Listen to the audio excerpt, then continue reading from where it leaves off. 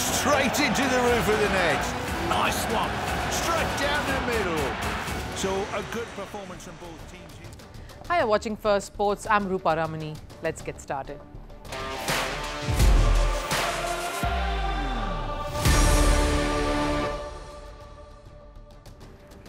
Right, on the show today, Australian cricketers are stalked and molested in the Indian city of Indore. This has occurred during the Women's World Cup that's underway. On one hand, there is outrage and anger, but if the act itself has brought disrepute to a country wanting to rise as a sporting nation, the minister's comments are even more humiliating. Who should be held accountable? Teen sensation Vladimir Yamal's comments have split Spain. The young footballer was booed by fans during the game between Barcelona and Real Madrid. Are his words creating a rift in Spain's dressing room? And Daniel Naroditsky's death has only intensified the cracks in the chess world, with legendary player Vladimir Kramnik continuing to stand his ground and accusations. But first, the headlines on Sports 360. Starting with cricket, India's ODI vice-captain Shreyas Iyer is admitted in a hospital in Sydney. The Indian batter suffered an injury to his ribs while fielding in the third ODI against Australia. Scans revealed internal bleeding and he was shifted to the ICU. The cricketer has now been moved out of the ICU after his condition stabilized. His health remains delicate and is under medical observation. In the Women's World Cup, India's last group stage match was washed out. The co-hosts finished fourth after their game against Bangladesh failed to produce a result. They will now face Australia in the semi-finals on the 30th of October. On to football, Liverpool suffered fourth consecutive defeat in the Premier League. The Reds lost to Brentford 2-3. The Premier League defending champions failed to take a lead through the game. Igor Thiago's penalty kick proved decisive. After the loss, Liverpool slipped to 7th in the points table. Over to Formula One, McLaren's Lando Norris is the new leader in Drivers' Championship. He won the Mexican Grand Prix to move past his teammate Oscar Piastri. Piastri, who finished 5th in Mexico, is now 1 point behind Norris in the title race with 4 more to go. And summing it up with tennis, world number 2 Jannik Sinner won the Vienna Open. The Italian beat world number 3 Alexander Zverev 3-6, 6-3, 7-5. This is Sinner's second title in Austria. India is set to take on Australia in the semi-final of the Women's World Cup. It's a big matchup. India has a battle on its hands as they gear up to face Australia, a side that's been unbeaten in the tournament so far. But the champions seem to have been rattled before they even take the field. An ugly incident over the last week, in fact, has cast a spotlight on the tournament and India. 2 of the Australian cricketers were stalked and molested right outside their hotel. Now, while the perpetrator here was caught within hours, a country is enraged. And a tournament that was supposed to be about the best talent from all over the world, intense contest between bat and ball, and getting behind the women to cheer them on in their quest for greatness, has now turned into one which will be remembered for an incident that should never have happened in the first place. Let me, unfortunately, here go through some of the details of what happened, and I'll keep this part as brief as I can. It was Thursday, a day after Australia had beaten England at the Holker Stadium in Indore. 2 of the Aussie cricketers stepped out of their hotel. The team was in fact staying at Radisson Blu, and they had been in the city ever since October 17. That's a while away from today. That's owing to their tournament schedule. So safe to say the cricketers here in question knew a little bit about the area decently well around the hotel and were visiting a cafe that they were already familiar with. The time was 11 a.m. It was right in the middle of the day. But within minutes, the team manager gets a distress signal, a live location alert, and a text saying they are being stalked and a man on a motorbike was trying to grab them. The team officials swung into action and sent a car and assistance. A bystander, meanwhile, has noted down the bike number. A case was registered moments later. The Madhya Pradesh Cricket Association here also stepped in to help, and the police made an arrest. Someone with priors, theft, robbery, and they did so within 6 hours. But the 2 women athletes here who were assaulted, shaken, disturbed, and from the accounts I heard, terrified. CA can confirm 2 members of the Australian women's team were approached and touched inappropriately by a motorcyclist while walking to a cafe in Indore. The matter was reported by team security to the police. who are handling the matter. The machinery in Indore that responded seems to have been immaculate and thorough. Whether it was the police who did due diligence and nabbed the culprit, the State Cricket Association who cooperated and assisted timely, or that innocent bystander who rushed in to help when he spotted the cricketers in danger. But I ask this, can all of this truly make up for that one vile act? An act that shamed an otherwise spectacular event, a tournament that was supposed to be a celebration of the best in women's cricket. We maintain a zero-tolerance policy towards such acts. The law will take its due course to ensure justice is served. We will also review our existing safety protocols and strengthen them further if necessary to ensure such incidents are not repeated. The Indian Cricket Board is understandably disappointed, and we all are, as we should be. India's cricket administration has been working tirelessly towards the success of women's cricket, giving it the finances, giving it the platform it rightly deserves. A World Cup here in India, it's huge. And this tournament was supposed to be the jewel in the crown. Not a tournament that will now be remembered and marred by this one disturbing incident. And it's not just the BCCI. India's cricket fraternity is angry. We are famous for Atithi Devo Bhava. To hear of this is very, very sad. It is without question a heinous incident. I do hope that the guilty person is punished severely. You lock him up and throw away the keys. That's the only way, I think. On one hand, you have a country, India, which is scaling great heights, winning medals, forging paths where we hadn't in the past, charting new avenues, all in the quest to build a thriving sporting ecosystem. We dream to host an Olympics event, and then something like this happens, and in a city that boasts of being the cleanest and one of the safest in the country. The math isn't mathing, and if this still doesn't enrage any of you, the next clip surely should. सभी खिलाड़ी हो कहीं पर भी जाता है, जैसे हम लोग भी बाहर जाते हैं, तो कम से कम एक लोकल आदमी को तो बताते ही हैं। खिलाड़ियों को भी इससे मेरा ख्याल है कि ध्यान में आएगा कि अब भविष्य में हम कभी भी अपना स्थान छोड़ें तो हमारी सिक्योरिटी या लोकल एडमिनिस्ट्रेशन को बता के निकलें, क्योंकि क्रिकेट खिलाड़ी का बड़ा क्रेज़ है। Here's what sport teaches us.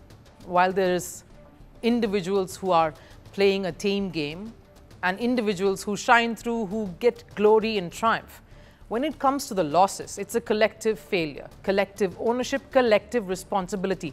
No pointing fingers and no blame game. But clearly, some ministers in this country need more than just these lessons, especially when confronted with a crisis or a grave matter. And haven't we all, quite frankly, had enough of this excuse that's become a bit of a cliched joke, and a sick one at that, which has none of us laughing? The ones who were assaulted should have known better, should have dressed better, walked better. The bottom line is we all need to do better. Not just a handful and not just once. All of us, and every single day, every year. Such incidents need to act as a wake-up call, not an opportunity to deflect or brush it all under the carpet. And we take great pride on being a country that is most welcoming, of being the best hosts, where all are treated with reverence and respect. So there are two things we can possibly do here. One, of course, and this is just to make ourselves feel better as a country, condemn the act and call it a case of one rotten apple and move on, as if nothing's happened. Or two, question someone like Varghese for making statements that have hurt and shamed a country. Now, if we, a country on the rise, want a chance to host the Olympics, want a seat at the table, we need to respond in one voice, and especially to instances like this.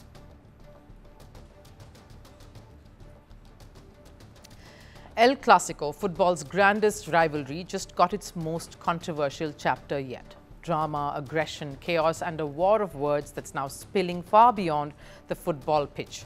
Real Madrid may have beaten Barcelona 2-1, but the real story wasn't written in goals. It was written in microphones, tweets, and headlines. Because this time it wasn't Madrid or Barca, it was Lamine Yamal versus all of Spain. The golden boy of Spanish football has suddenly found himself at the center of a national storm, and not for what he did on the field, but for what he said off it. In a Twitch podcast, Yamal called Real Madrid cheaters. One casual remark that has now become a full-blown controversy. Madrid fans went after him, Madrid players confronted him, even his own Spanish teammates have turned on him.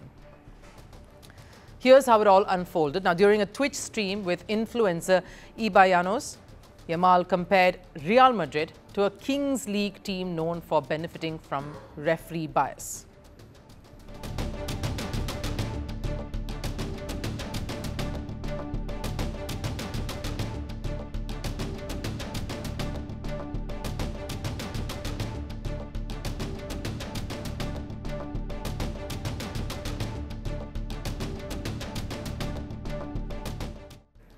One word there, steal, and Spanish football exploded. Madrid supporters demanded an apology from Yamal. He was booed during the game, and on the pitch, things got heated, literally.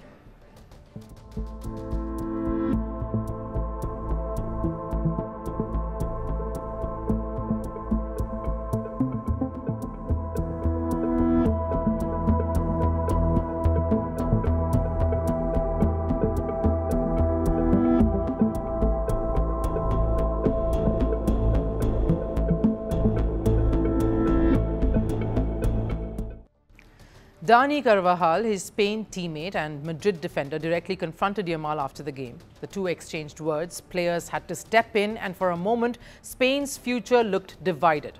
Because make no mistake, Yamal isn't just a Barcelona player here. He's the face of Spain's future, the boy who helped them lift the Euros, the one La Roja has built its entire next generation around. And yet here he was being booed by Spanish fans, called out by Spanish players and reprimanded by legends. He sinned through youth and a lack of maturity in saying what he said. His words gave extra motivation to Madrid. But look, this isn't just about a podcast quote or a rivalry taunt. It's about how much weight a prodigy carries in modern football. Yamal is still a kid here, but one with the responsibilities of a national hero. And unlike Messi or Ronaldo, who used rivalries to fuel their legacy, Yamal is doing it in a country he represents. That changes everything. Because while Messi and Ronaldo could afford to stoke the rivalry back then, they weren't Spanish. Yamal is. When he takes on Madrid, he isn't just fighting a club here. He's fighting half of his country's fan base. And this isn't the first time he's been in the crossfires. Last year, Yamal was racially targeted during El Clasico. He's been booed, abused, and now publicly attacked online. So yes, the outrage isn't one-sided. It's part of a much deeper rot. A rivalry so intense, it's consuming its own future. But here's where things get dangerous. Because every time a young player like Yamal speaks up, he's being judged as harshly as anyone would a veteran. The system builds him up, calls him Spain's next Messi, but forgets to protect him when he crumbles under that pressure. Barcelona's history is full of prodigies who became legends. Messi, Iniesta, Xavi, but they had mentors, captains and calm leadership around them. Yamal, he's surrounded by expectations but not guardians. And that's where Spanish football is failing him. He's not being guided through fame, he's being thrown into its fire. When your teenage superstar is fighting his national teammates and dividing fan bases, it's no longer a player problem now, it's a systemic one. Because in modern football, passion has turned toxic and rivalries have become tools to destroy rather than inspire. So where does Yamal go from here? He can keep feeding the controversy, or he can do what legends always do. Let his football speak. Because you can garner fame overnight, but respect, that's earned over years, even from your fiercest rivals. It was a reminder that greatness isn't built on hate, it's built on grace. And for Lamine Yamal, the real game begins now. Chess world is in turmoil, shaken by what could be one of the darkest controversies in its history. What started as an online debate over fair play has now spiraled into something far more disturbing. And American Grandmaster Daniel Naroditsky's death has not ended the storm, it's only intensified it. And instead of silence and mourning, the chess world now watches in disbelief as former world champion Vladimir Kramnik refuses to stop, even after Naroditsky's passing away. Kramnik continues to accuse him of cheating, of using drugs. Has Kramnik crossed the line of decency, or has his fight for chess purity become a personal crusade but gone a bit too far? Kramnik has spent the past year crusading against what he calls systemic cheating. In online chess, he's named and shamed several players from Hikaru Nakamura to Hans Niemann and stirred constant controversy with his tone. Naroditsky too got caught in Kramnik's crosshairs, but here's the thing, there was never any evidence, no suspicious games, no fide inquiry and investigation. Yet Kramnik kept hinting, suggesting Naroditsky's gameplay looked unnatural, a reason why he faced backlash.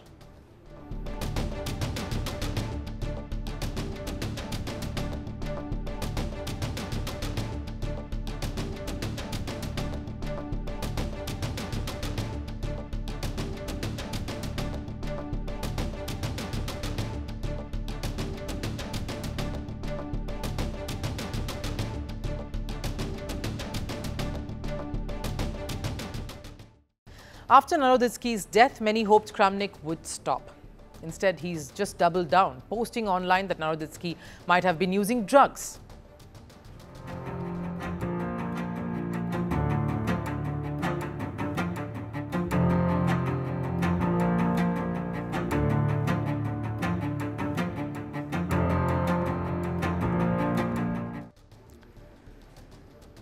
He even wrote, "I'm in a good state and not planning to harm my own health." Fans called it cruel, grandmasters called it disgraceful, and chess lovers called it the lowest moment in the sport.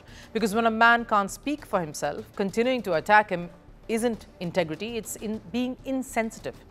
Kramnik claims he's defending the game's purity, but maybe it's time he asks himself, has he kept his own image pure? Because history remembers, back in 2006, Kramnik himself faced wild cheating allegations. The Toilet Gate scandal, where he was accused of using the washroom over 50 times during a world title match. He was never proven guilty. He called the allegations unfounded and insulting. And yet today he's doing the same to someone else who was never found guilty and who cannot defend himself. That's the hypocrisy the world is calling out, and that's what makes this tragedy even harder to digest, because Kramnik isn't just any player. He's the man who dethroned Garry Kasparov, the master of logic and precision, a player once celebrated for his humility and class. But now that legacy is under fire, because this isn't about cheating anymore, it's about ego, obsession, and the inability to just let go. Daniel Naroditsky wasn't just a chess player too, he was a teacher, a mentor, and a voice of reason in the online chess boom. And to see his name dragged through the mud even in death is not just unfair, it's tragic. Vladimir Kramnik might believe he's protecting chess from corruption, but in doing so, he might just be destroying its soul. Time for last serve. Barcelona and Africa's football legends united for a cause. A football match for girl-child empowerment was organized. Barcelona won the game 3-1, but the players from both the sides, they won hearts.